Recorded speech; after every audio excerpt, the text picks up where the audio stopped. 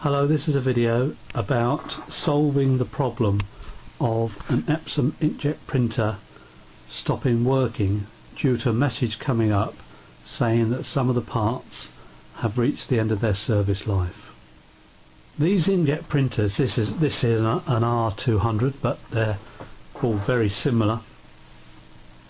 One of the things they do is when you clean the inkjet heads, or there's any excess ink, then the printer has to put it somewhere. Where's it going to put it? It can't obviously just shoot it out. And what all these printers have got is a long piece of absorbent material in the base of the printer, and that's where they actually put all the excess ink.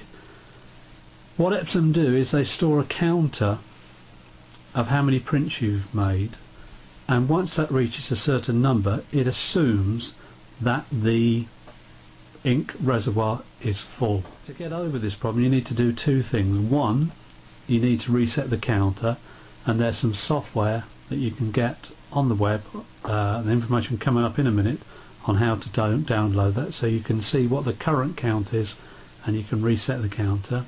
And the other thing you need to do is to do something about the waste ink, because I'm led to believe that the pad can actually store up to about a litre of ink.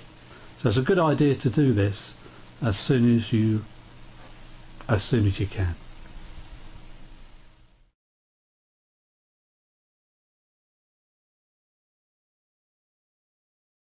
So here we are at the rear of the printer. We can see here a little inspection panel, and the first thing we're going to do is to remove that inspection panel.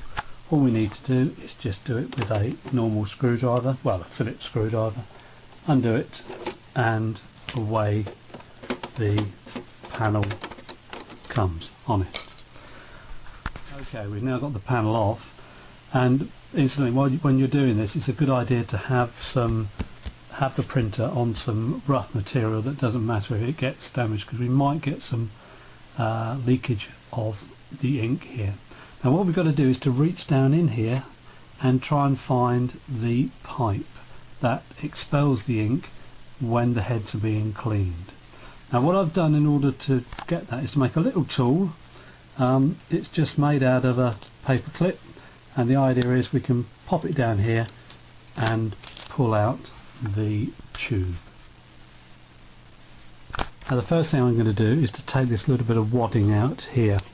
This in fact actually keeps the pipe in place, the little tube in place, so fairly easy to get it out.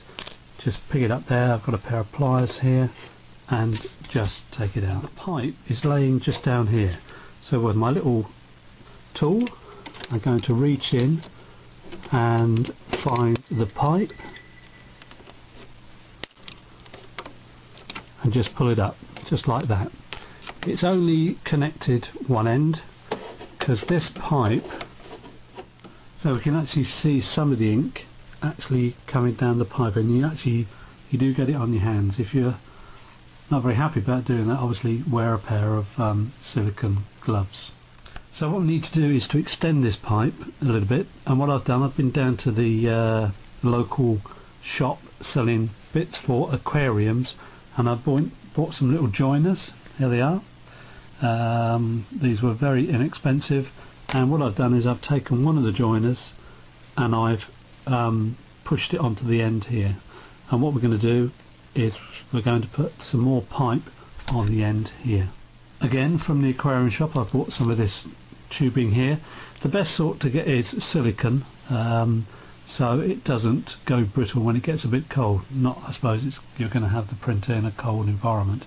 And what we're going to do is just join this up here with this other end. You can actually see on this printer here, if you look in here, if I put the screwdriver, I don't know if you'll be able to see that, there is the pad that gets all the excess ink, and it's absolutely sodden with ink. Okay, so what I've done now is just cut this tube to length, because we're going to have it in a little bottle just here.